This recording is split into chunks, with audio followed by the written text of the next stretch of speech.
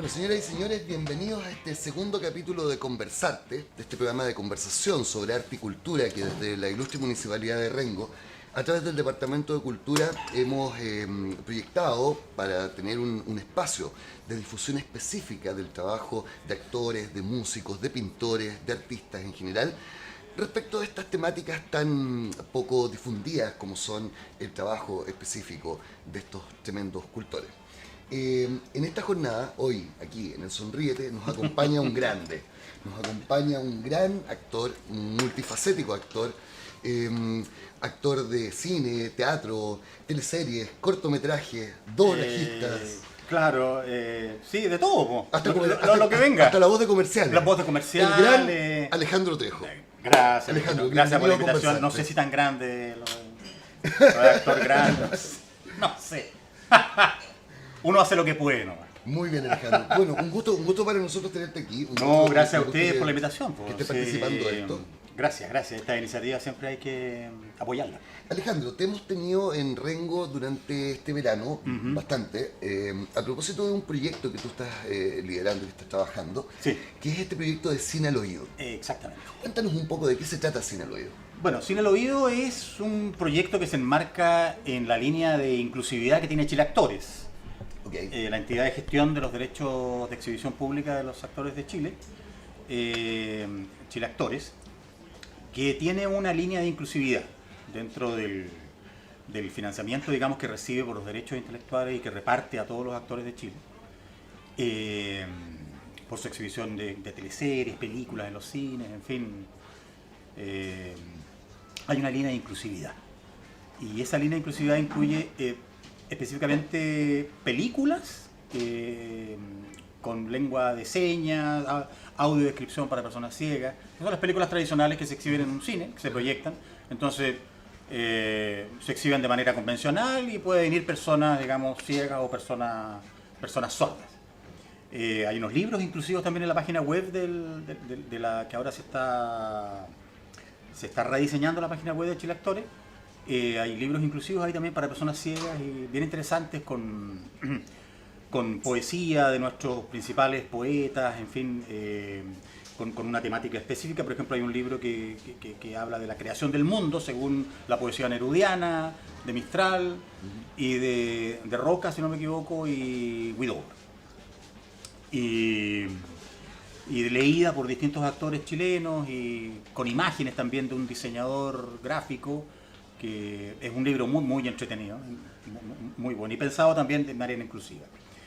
Y en esta idea de ir un poco más allá, con Esperanza Silva, que es la presidenta de Chile Actores, me planteó la posibilidad de ir un poco más allá con el tema del cine inclusivo, específicamente para personas ciegas, y dijimos, nos planteamos, digamos, cómo podemos diseñar un soporte audiovisual, o en este caso auditivo,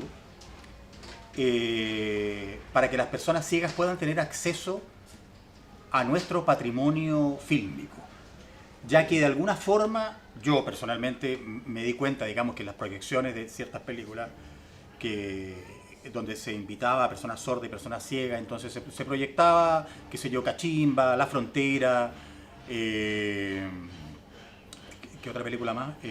Chacal de Nahuel Toro, en fin. No era suficiente, considerábamos, para las personas ciegas. Okay. Porque igual, para las personas sordas sí, porque ven la película, tienen los movimientos de cámara, tienen los colores, tienen la fotografía, tienen los rostros de los actores, pueden leer la lengua de señas en un recuadro, tienen la audiodescripción, si el actor está mirando a cámara, leen los labios. Entonces, bastantes estímulos. Entonces dijimos, es posible, digamos, plantearnos, digamos, el objetivo final. Es posible, como una premisa, digamos, lograr que una persona ciega que ha perdido su vista pueda volver a vivir la experiencia cinematográfica a través del oído, por eso el nombre del proyecto. Y dijimos, sí, pues entonces ahí recurrimos a un ingeniero en sonido, Pablo Istriano, que hace la adaptación de los guiones, la dirección de los actores, y yo me hice cargo de la producción, y nos planteamos el desafío del año 2016 de hacer el Chacal de Nahuel Toro. Entonces contactamos a Miguel Litín, qué sé yo, y le pedimos obviamente la los permisos para poder hacer esto, digamos, que consistía en volver a hacer la banda sonora de la película. Claro. Con el foley completo, con los diálogos, todo nuevo. Wow. Pero basándonos en la película. Nuestro norte es la película que ya existe. Okay. ¿Te fijas? La película ya existe, tiene un montaje, tiene una edición, tiene unos diálogos, tiene una atmósfera. Entonces nosotros nos planteamos ser capaces de que esa atmósfera que plantea la película, reproducirla en un... Nosotros nos consideramos como un primo hermano del radioteatro. Okay. Somos un primo hermano, Okay. de alguna manera, porque vamos algunos pasos más allá de lo que hace el radioteatro convencional, que en este país, bueno, y en Latinoamérica fue tan famoso por la década del 40, 50, 60, hasta los 70, ¿no? Y la Radio Tanda y los radioteatros de terror, el Dr. Morty, y no sé, en fin, había muchos radioteatros y fue una época, una locura. Era el gran producto, digamos, comercial y de consumo masivo de Arica Punta Arenas. Cuando no había televisión. Yo me crié en una cocina, claro, donde mi nana de toda la vida, la Anita, ajá, escuchaba Radio Tanda, y para mí esto forma parte de mi acervo cultural, digamos. Claro. Básico, escuchar a la Claro, y si tú te fijas, de repente muchos productos de teleserie en este minuto que tú ves a ciertas horas, o las temáticas de algunas teleseries nocturnas, qué sé yo, de alguna forma también hubo una época en el radioteatro que también se hizo cargo de eso. O lo que hacía, por ejemplo, este programa Mea Culpa con Pinto, te fijas, de tomar Crónica Roja, claro, y convertirla en radioteatro. Exacto. Y entonces son hechos reales de, qué sé yo, crímenes atroces, no me acuerdo. Mi papá escuchaba eso. Y eran unos crímenes, no sé, que el crimen se había cometido hace 3 días. Claro. No sé, en una zona de Santiago, en una comuna, un crimen atroz, el tipo estaba borracho, yo la escoba. Y reproducían esto y lo daban tarde porque los niños no podían oírlo. Entonces era como a las 11:30, 12 de la noche, daban, no me acuerdo cómo se llamaba ese ciclo, pero era Crónica Roja, dura. Y ahí es donde adquiere, claro, y ahí, esa frase que dice que el teatro es más real que la realidad, digamos. Claro. Y cómo la dramatización de ese tipo de escenas en el fondo generan un impacto distinto, generan una reacción distinta en el público. Exactamente. Y sobre el cine al oído, ¿cómo crees tú que ha sido el impacto que ha generado tanto en personas ciegas como en personas no ciegas, claro, el trabajo que se ha desarrollado? Mira, ha sido bien interesante. Yo tenía bastante, como productor, digamos, y gestor del proyecto, tenía bastante temor, no sabía cómo iba a funcionar esto, porque llevar gente a un cine o a un teatro o a un recinto, digamos, porque lo único que necesitamos son buenos equipos de audio, nada más. Uy, claro, el trabajo lo hacemos, claro, nosotros en grabar los diálogos nos demoramos 3 jornadas, con los actores, llamamos a los actores, adaptamos un poquito el guión, digamos, porque hay ciertas cosas que tenemos que incluirlas como un narrador, puede ser el protagonista que narra o un narrador de afuera. Entonces grabamos 3 días, pero después de esos 3 días nos pasamos con el Chacal, fue 1 mes y medio en el estudio, recreando la película, recreando la mía, haciendo el cine al oído. Porque los diálogos... son los diálogos nomás, están sueltos. Es el guión. Entonces nosotros tenemos que darle de repente a los diálogos, darle la profundidad, tratar de replicar los movimientos de cámara, porque ahora con la tecnología nosotros ponemos en el computador, en el Pro Tools, qué sé yo, los programas, digamos, específicos de audio, y vamos con la película a la par, viendo a ver qué pasa acá en esta película, cómo recreamos esta escena, que está acá, ya, tendríamos que agregar estos sonidos, todos los sonidos obviamente están mucho más potenciados.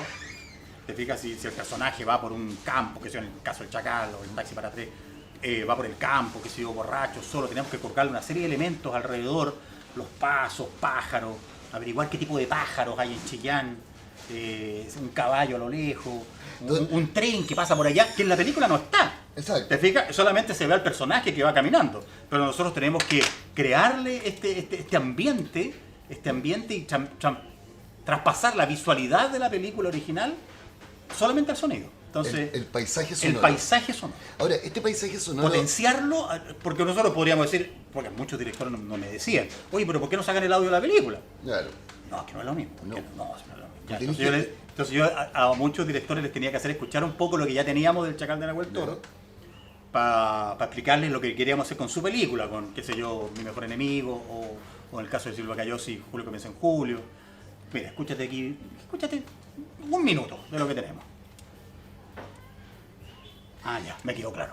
Listo, ahí le queda, porque de repente en el verborreo para convencerlo, claro, de esta locura, de esta quijotada, como que ya se agotaba la instancia de convencerlo verbalmente, entonces le tenía que poner, mira, esto es lo que estamos haciendo. Y que es un poco también la técnica del radioteatro cuando teníamos estas mesas llenas de cascabeles, de claro, sí, porque eso, claro. De fierros para hacer los truenos. Claro, eso era claro. Que era muy artesanal. Hoy día me imagino que lo hacemos... Y muy teatral. Sí, pero me imagino que hoy día es mucho más ahora tecnológico. todo eso, tú te vas, no sé, nos vamos ahora al ingeniero en sonido que nos apoya de Estudios Manar, el Juan Pablo González, Ya. le decimos, oye, para la próxima sesión necesitamos trote de caballo, necesitamos queltehue, necesitamos sonidos de río, necesitamos reproducir el río Ñuble, en fin, y disparos.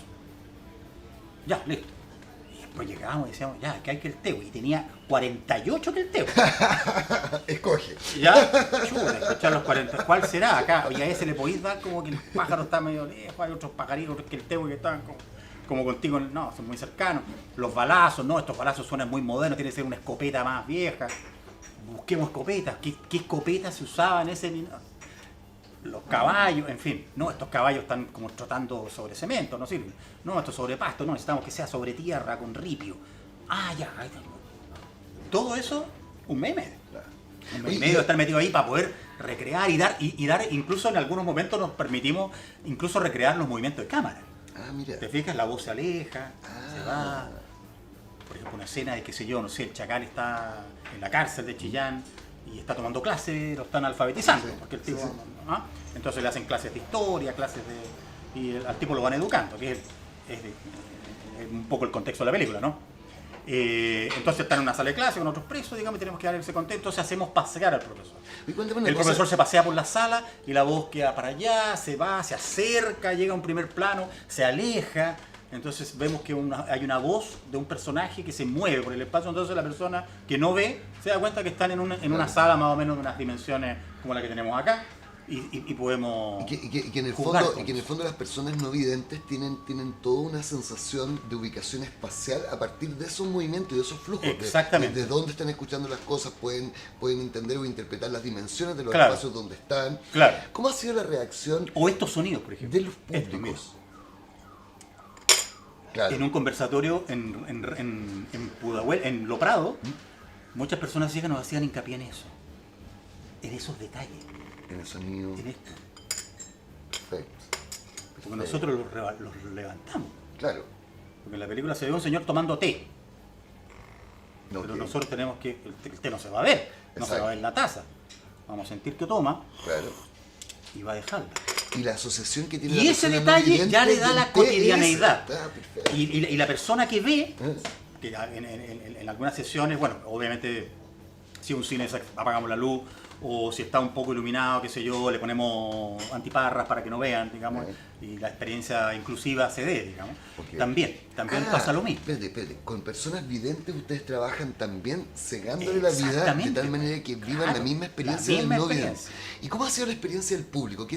¿Cuál ha sido el feedback que te ha dado el público respecto de por un lado, el producto final, que en el Ajá. fondo es la película lograda Claro. en esta dinámica, y por otro lado del proyecto, del que se les incluya dentro de una dinámica de preparar cine para ellos? Sí, para ellos en eso último que tú me dices ha sido fundamental. Ellos se sienten muy postergados, ¿no? Si bien hay muchos planes a través del Senadis, qué sé yo, el Servicio Nacional para la Discapacidad, pero muchas veces no dan abasto estos planes, estos financiamientos, estas reparticiones ministeriales no tienen muchos recursos. No sé qué pasará acá en Rengo. Me ha pasado, digamos, en los lugares que ya hemos ido con el Cine al Oído en algunos municipios, que ponte tú el trabajo logístico para poder pesquisar a las personas ciegas de la comunidad, ellos no saben dónde están. O están muy desperdigadas, saben que hay un grupo de personas ciegas acá que tienen como sus pequeños grupos, hay otras por allá, pero no se conocen. Entonces, el proyecto ha servido también para eso, para que los departamentos de discapacidad de ciertos municipios puedan hacer un catastro y decir, aquí están, ya, entonces podemos trabajar con ellos, ya, y trabajar con una biblioteca o traer un profesor del programa computacional, el JOWS, si no me equivoco, para que ellos se puedan manejar en computación, redes sociales, en Y fin. generar accesibilidad finalmente, Claro. que es lo que se busca. Entonces, ha sido una experiencia notable. O sea, sobre todo cuando se se da este fenómeno de inclusividad. Cuando tenemos una sala de cine en un teatro, tenemos 10 personas ciegas, y tenemos, qué sé yo, 30 personas o que los van acompañando o que quieren participar de esta actividad, claro, se da un feedback bien interesante. Y lo bueno también es que las mismas personas ciegas nos van dando tips también. ¿Cachai? Sobre ciertas, como esta cuestión es una... Es una experimentación finalmente. Yo busqué, porque estábamos en pleno trabajo con el Chacal de Nahuel Toro, yo me metí en internet y pues yo dije, no creo que esté descuento la pólvora con esto, yo creo que en algún lugar lo habrán hecho, esto de agarrar una película que ya existe y convertirla en una película para el oído. No, fue puro radioteatro, de hecho en no sé, YouTube está lleno de radioteatro que vienen de España, de todos lados. Pero todos nos dicen que no es lo mismo. Claro. Y que no es lo mismo escucharla con un audífono en tu computador que ir a un cine, sentarte en un cine, de cine, estar en un cine y sentir el sonido que viene de acá, de todos lados. Y saber que hay gente que puede ver a tu lado. Entonces, y se vuelve a recuperar el rito de ir al cine, ¿te fijas? Okay. Gente que muchas veces tenía el rito, nos comentan. Mira, yo tuve un accidente o desarrollé una retinitis pigmentosa y quedé ciego a los 35 años. Wow. Y yo tenía el hábito de ir al cine con mi novia, con mi esposa. Íbamos mucho al cine, seguimos yendo después, pero ella me tenía que estar hablando al oído. Ahí viene también que uno de repente en los cines ve. Hay gente que culicuchichea a alguien al oído es porque una persona que o tiene baja visión o es ciega. Claro. Y le está contando más o menos lo que se está pasando en la película. Entonces, y al final, pero ellos mismos se van agotando de eso porque no tienen... se dan cuenta que es un poco perturbador para el resto, qué sé yo, pero bueno, en fin. Y ellos dicen, esto es volver a ver, porque muchos dicen, oye, yo vi el Chacal de Nahuel Toro. Claro. Vi Taxi para tres el año 2001, yo la vi. Y empecé a desarrollar, 2 años después, el año 2004, 2003, empecé a desarrollar una retinitis pigmentosa y hoy, 2017, 18, estoy ciego. Entonces, van a ver nuevamente Taxi para 3 y logran ver la película. Y les devuelve la experiencia. Y les devuelve la experiencia de estar en un cine. Mira qué buena. Solamente con el trabajo, lo que nos entrega hoy día la tecnología, porque obviamente que esto es indudable que es gracias a la tecnología. Y cuéntame una cosa, Alejandro, el trabajo de revisitar los guiones y de regrabar toda la banda sonora, ¿ustedes lo hacen con los actores originales? ¿Tratan de buscar las voces originales? Sí, bueno... O sea, por ejemplo, claro. No sé, yo me imagino que dentro del Chacal de Nahuel Toro, contar con la voz del Tito Noguera en su papel debe ser una cuestión como un must. Claro, esa era nuestro ideal. Bueno, claro. Esa es la película más tiempo, con más años, digamos, de distancia que hemos hecho hasta ahora. Tenemos 4 ya, 4 largometrajes. Entonces, claro, como tenemos los tiempos bien ajustados, tratamos de que algunas personas sean las mismas, los mismos que hicieron sus papeles. Ahora hay algunos que ya han fallecido de esa película, que sé yo, no están, bueno. Pero, por ejemplo, específicamente en El Chacal de Nahuel Toro, con Nelson Villagra, él creó un personaje. O sea, de hecho, para él es más famoso que el verdadero criminal. Claro.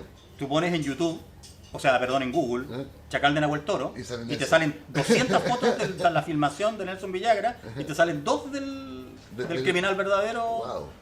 ¿Ah? Wow. Y sale él. Sí. Y entonces él creó un personaje, él hizo un trabajo vocal, un trabajo físico, se anduvo paseando por los campos de Chillán. Bueno, todo esto son anécdotas que nos contaba el director, Miguelitín.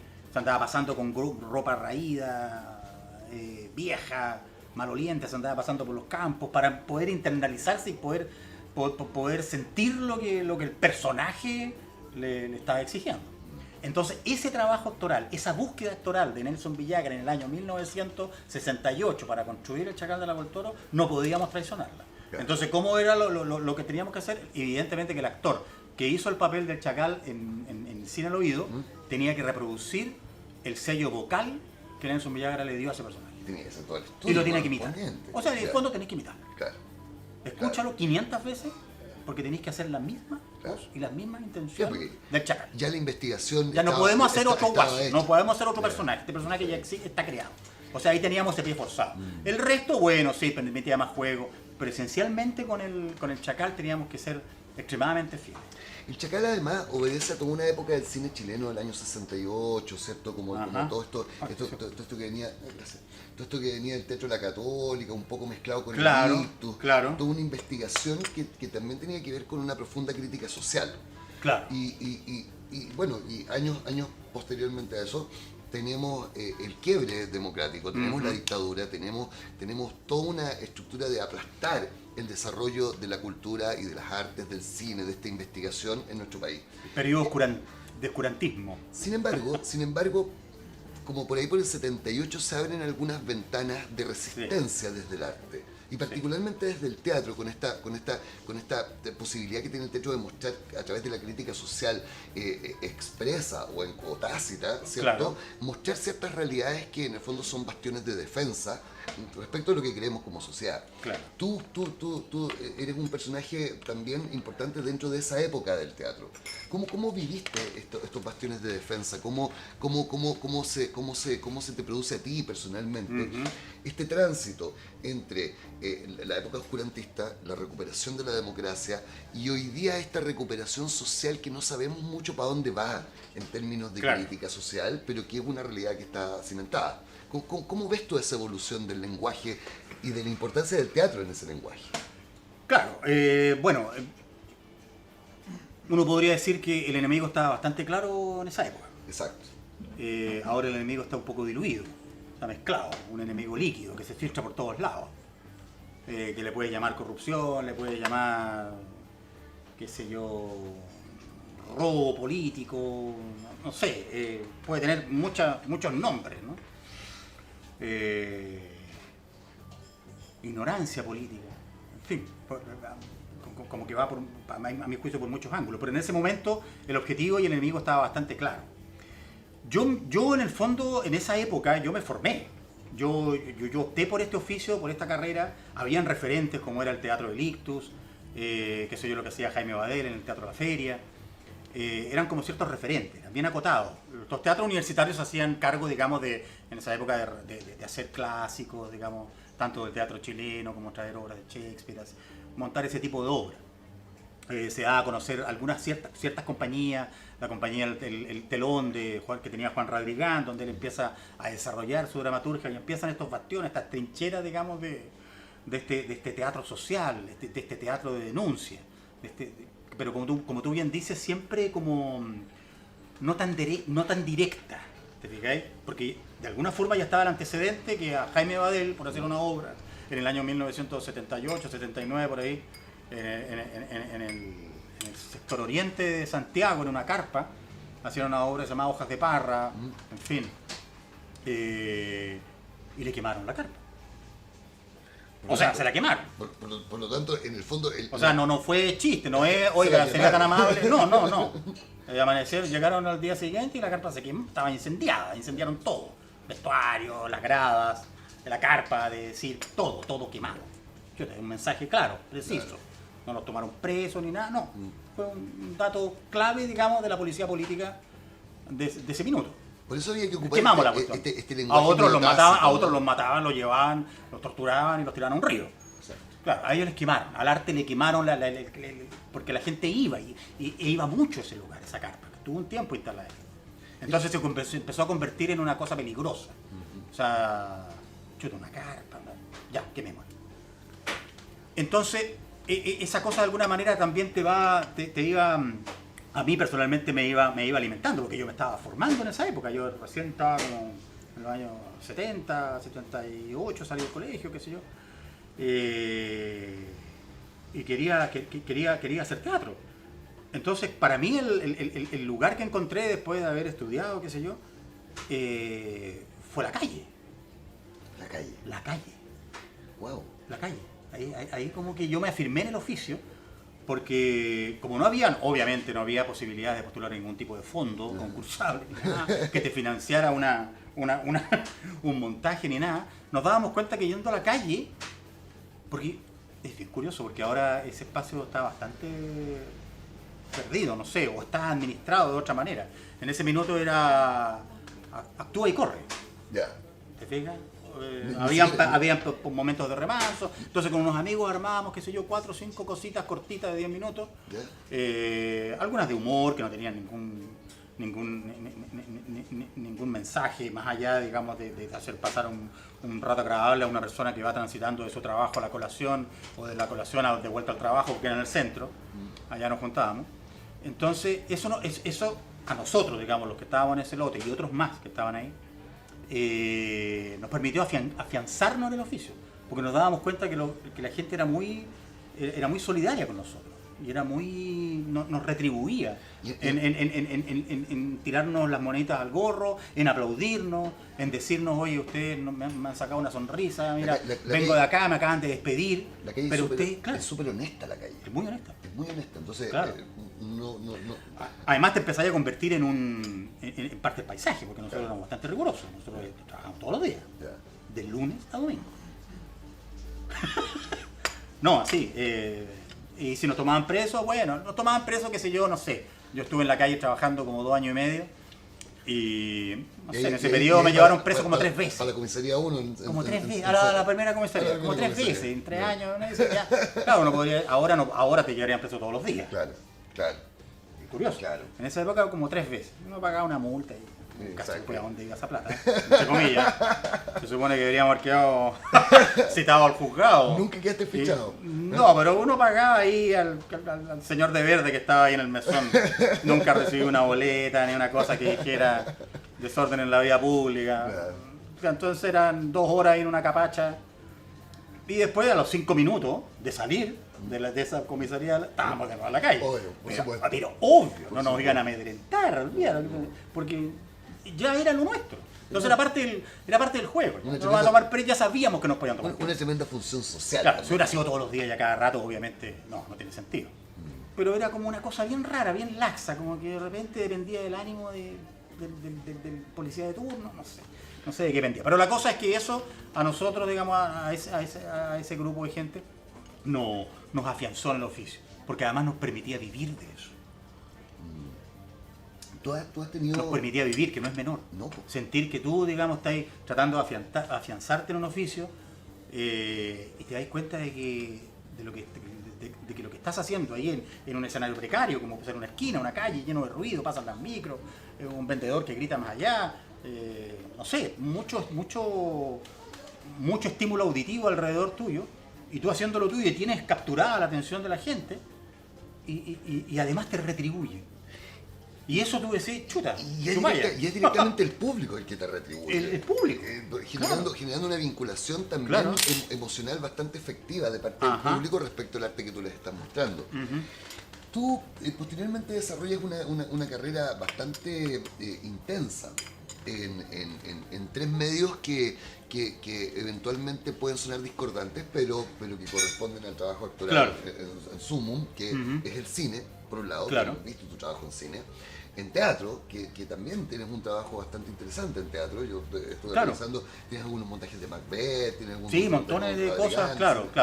Y particularmente en el mundo de la teleserie, en el mundo de la televisión abierta, que es el que la señora en su casa, ¿cierto? Claro. Acceden y conocen, más que al actor, conocen al personaje, ¿no? ¿Cómo es esta triple experiencia? ¿Cómo son estos 3 medios desde la perspectiva de la disciplina actoral? Son radicalmente opuestos.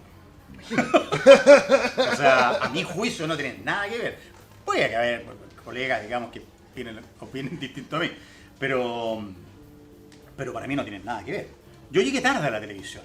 Primero hice algunos trabajos de cine, cortometrajes, mediometrajes, después de la calle me fui al teatro formal. ¿Cierto? Después de 2 años y medio ya dije, ya quiero otra cosa. Siempre he sido bien busquilla. Te fuiste a la sala. Me fui a la sala. Me fui a un teatro de sala.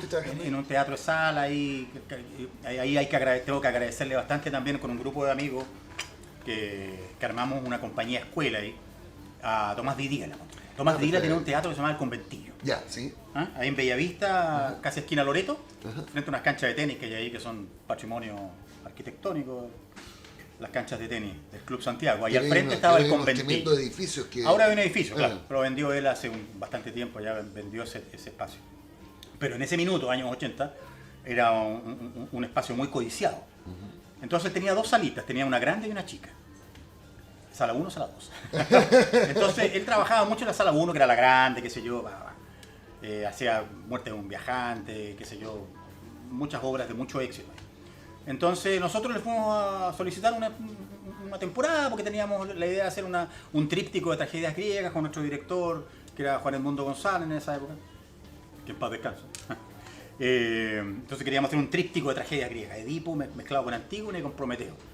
Y él nos dijo, mira, tengo esta sala 1 que ya me tiene medio cabreado, no sé qué hacer con ella, la estoy usando de bodega, porque nadie me la pesca, una sala muy rara, es medio incómoda para el público. En una época donde los espacios eran... Y nos dijo, úsenla. ¿Cómo úsenla? Úsenla. Ahí está. Hagan lo que quieran. Hagan lo que quieran. Y cuando empiecen a explotar la obra, ustedes me pagan un porcentaje de las entradas que vendan. Porque no te tenemos que pagar arriendo, ¿no? Ensayen, trabajen. Limpien ahí porque ahí está lleno de basura, bodega. Sacamos cuestiones, ordenamos, limpiamos y lo convertimos en nuestro taller y en nuestra casa prácticamente. Llegábamos a las 10 de la mañana y no nos íbamos hasta las 10 de la noche, pasábamos todo el día ahí. Yo hasta dormía. Con esa sensación colaborativa de la compañía. Exactamente, y nosotros pedíamos, solicitábamos, fue un momento bien solidario. Mira, es bien contradictorio lo que voy a decir, o sea, se vivía un clima de mucho horror, mucha gente vivía situaciones horrendas. Pero para nosotros, digamos, de alguna manera, también fue un espacio, digamos, donde pudimos apelar a la solidaridad de mucha gente, profesores sobre todo. Profesores de canto, la señora Inés de Élano, de movimiento y danza, el Gastón Baltra, en fin, nos iban a dar clases. Mira. Y nosotros les pagábamos una pequeña, porque ya estábamos funcionando con la obra, entonces teníamos ciertos recursos, y como no teníamos que pagar un arriendo fijo, entonces podíamos financiar con lo mínimo a un profesor que nos fuera a dar clases y todo de cimentado canto. desde lo Y colaborativo. ellos iban a darnos clases. La profesora Inés de Élano era profesora, digamos, de Los Prisioneros, no sé, me parece, Beto Cueva, bueno, grandes cantantes del rock de esa época. Ella era su profesora de canto. Mira. Entonces para nosotros era un lujo tenerla a ella ahí, haciéndonos clases de técnica vocal. Entonces había una cosa muy colaborativa, que yo creo que también favorecía ese clima de horror y ese clima de violencia política que venía desde el Estado, digamos, de crear estos pequeños y proteger estos pequeños reductos donde había gente joven como nosotros que estaba tratando de crear, haciendo teatro y que la gente respondía también, iban a verlo. Resulta muy curioso que la homologación de esta época que tú dices que desde el horror se generaba esta sensación colaborativa, este ánimo de trabajo asociativo. Hoy por hoy la juventud, los cabros jóvenes que están trabajando en arte, que están trabajando particularmente en teatro, funcionan muy desde esa vereda, muy desde la vereda de la colaboración, del espacio, de la compañía, del canje, del trueque, de clases por esto, por lo otro, y funciona nuevamente. ¿Será que estamos viviendo una nueva época de horror donde el protagonista, como tú decías, no es un enemigo claro, sino que es un enemigo encubierto, que es propiamente la sociedad? Claro. La sociedad de consumo, el capitalismo, el que nos están imbuyendo dentro de esta dinámica que nos empuja hacia la calle, hacia la gorra, hacia lo colaborativo. Claro, sí, efectivamente. Si bien hoy existen fondos concursables que están a disposición, digamos, de los creadores, no solo de teatro, de otro ámbito, música, danza, en fin. Hay un cierto sector que se siente un poco postergado, que siente que no cabe ahí, porque o lo ha intentado muchas veces y han fallado, entonces vuelven a esto que tú dices, el espíritu colaborativo.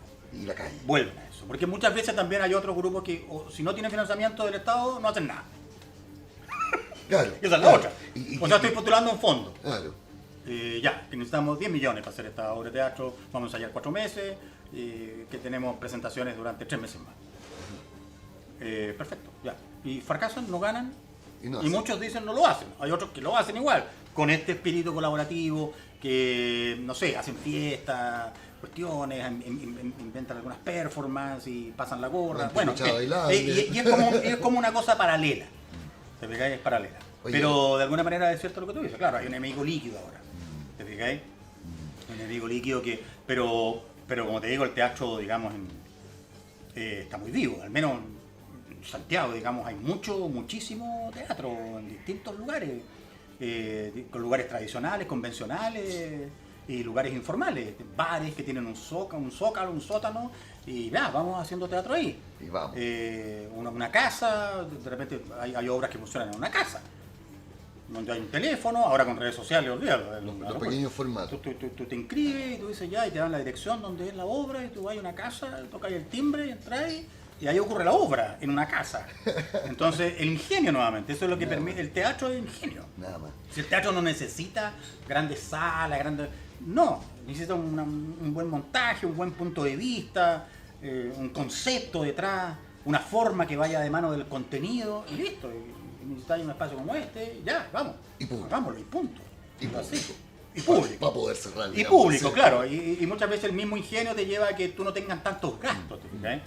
Alejandro, estamos con los tiempos ya se nos agotan, ha estado interesantísima ¿Sí? ¿Se acabó? esta conversación, ha estado muy grata. Estoy hablando mucho, ¿no? No, todo Ah, bien. Y yo quería pedirte que desde esta trinchera, desde esta trinchera del discurso que tiene el teatro, desde esta trinchera del hacer concreto, desde esta trinchera donde Chile Actores busca espacios de difusión hacia la inclusión, hacia los Claro. jóvenes, hacia los ciegos, hacia, en fin, nos dejaras con un mensaje final que esté orientado a nuestros artistas jóvenes, a los artistas que hoy día están planteando su carrera desde lo colaborativo, desde la calle, desde el discurso, y que en el fondo pueden tener una proyección y pueden hacer de su carrera una proyección. Me gustaría quedarnos con ese mensaje ya como para terminar. Bueno, eso yo creo que el concepto, para mí, el concepto clave que viene de mi experiencia propia, es la perseverancia. Perseverar en lo que tú crees. Yo trabajo harto con jóvenes. En teatro he trabajado, pero más que nada con cineastas, estudiantes de cine, en sus tareas de corto, sus exámenes finales. He hecho mucho trabajo en eso. Entonces, de alguna manera yo me nutro un poco de eso también, de ese impulso, de ese nuevo discurso, de esa visión que tienen ellos. Muchos de ellos ya ni siquiera hijos de la transición, sino que ya nietos de la transición. ¿Te fijas? Exacto. Entonces ya tienen una visión, un punto de vista, digamos, donde ya el tema dictadura, el tema años 80 ya es para ellos historia. ¿Te fijas? Es historia, entonces ellos, claro, tienen conciencia de eso, pero ya se alimentan de otros contextos y tienen un discurso propio, equivocado, errado, acertado, a mí me da lo mismo, pero es de ellos. Entonces ellos me dicen, oye, ¿te gustaría participar en un cortometraje que trata de esto, de esto? Ya, perfecto. Yo no lo cuestiono, yo puedo tener ciertos reparos con el guión, con los contenidos, puedo considerar que hay errores, digamos, errores históricos que no corresponden, pero me da lo mismo. No me importa. Yo creo que ese espacio hay que respetarlo, el espacio del error, de equivocarte. Aprender a fracasar. Claro. Y generar los aprendizajes. Claro, aprender a equivocarte y trabajar con unos muchachos que tienen 20, 21 años, y tienen su punto de vista sobre qué tiene que versar su examen final como audiovisualista o de la escuela de cine, qué sé yo, y respetarlo. Y ponerme al servicio, digamos, de lo que él quiere hacer, de lo que él quiere realizar, de lo que él quiere conseguir. Y no imponer mi criterio, digamos, frente a él. Mira, no, tú estás equivocado, esto se hace así, muéveme esa camarita, por favor. No, esta no, acá, esta luz no corresponde. Oye, esto no, oye, arte, ¿qué es lo que está haciendo arte? Aquí? No, pero no, ¿te fijáis? Entonces, dejar, claro, decirle, porque ellos de repente se sienten muy inhibidos, decir, oye, el actor del Taxi para Tres, que ha hecho tanto teatro, como que se siente inhibido de decirte cosas. Entonces uno, de alguna manera, uno respeta también esa timidez, ¿te fijáis? Entonces yo también hago el esfuerzo de con el vocabulario que tiene él, digamos que ahora se están haciendo cursos de dirección teatral también en la escuela de cine. Ya. Entonces tengo un par de amigos que están haciendo esa labor, digamos, porque se dieron cuenta que es necesario. Exacto. Que el cabro que se forma como audiovisualista también tenga el lenguaje, el vocabulario y saber cómo manejar una actriz, un actor en un set. Exacto. Y saber qué vocabulario usar para pedir para que te den lo que tú necesitas. Entonces muchas veces son medio medio cantinflero, Claro. pero uno les pone atención y de repente te dan un tip dentro de la chorrera de cosas que te voy a decir y tú dices, ya, este cabrón quiere que esto es lo que quiere. Ahí está. Quiere Perfecto. esto, ya. Entonces ahí uno propone ciertas cosas, sí, eso. Y ahí va a ir resolviendo con él, ¿te fijas? Pero en un espíritu colaborativo. Exacto. Porque me han dicho muchas veces ellos, ¿cachai? Que de repente llaman a otro actor, digamos, que no tiene tanta paciencia, que no. Claro. Y claro, está ahí y se empieza a impacientar porque los carros se equivocan, que rompieron el eje, y él se empieza a desesperar y se cabrea. y ya queda la escoba, entonces quedan medio temerosos, que se le enojó el actor, porque no sale la cuestión, porque el café está malo, porque no hay agua, porque la comida, el catering. Claro, entonces yo le digo relájate, no. Ese es mi punto de vista. Porque a ellos les evalúan también eso, de repente va un profesor, al rodaje. La cosa académica. No, y llega el profesor y llega y empieza a examinar, a ver cómo está funcionando todo, y todos tiemblan porque les fueron a supervisar el rodaje. Viene el maestro. Viene el profe a ponernos un 2. Alejandro, ha sido una conversación. Perseverancia, eso sería. Vamos con la perseverancia entonces. Perseverancia, claro, perseverancia, machacar el mismo clavo, que es lo que, como te digo, viene de mi experiencia. O sea, haberme pasado 2 años y medio en la calle fue pura perseverancia. Y haberme reafirmado en el oficio en esa perseverancia y en ese entorno. Porque por eso de repente yo echo de menos el... Yo no sé si tendrá que ver ahora, digamos, por una especie de como de... No sé por qué los espacios callejeros se han dejado. Ahora son los semáforos con muchachos que hacen malabarismo. Hay que insistir. Pero una obra en el centro, no sé. Yo te digo el Paseo Ahumada, en el centro de Santiago el día viernes en la noche, sábado en la noche, era una feria de diversiones. Músicos, malabaristas, payasos, magos, grupo de teatro estábamos nosotros y 3 más. Yo en algún minuto de mi Pero adolescencia estuve tocando en el Paseo Ahumada también.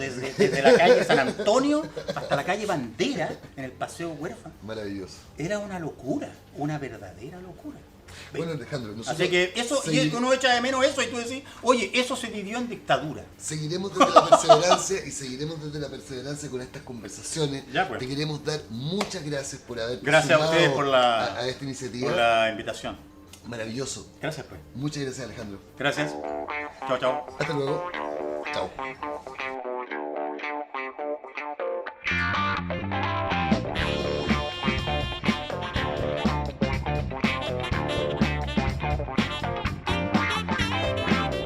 Schönes Mädchen, komm doch mal rüber. Schönes Mädchen, lass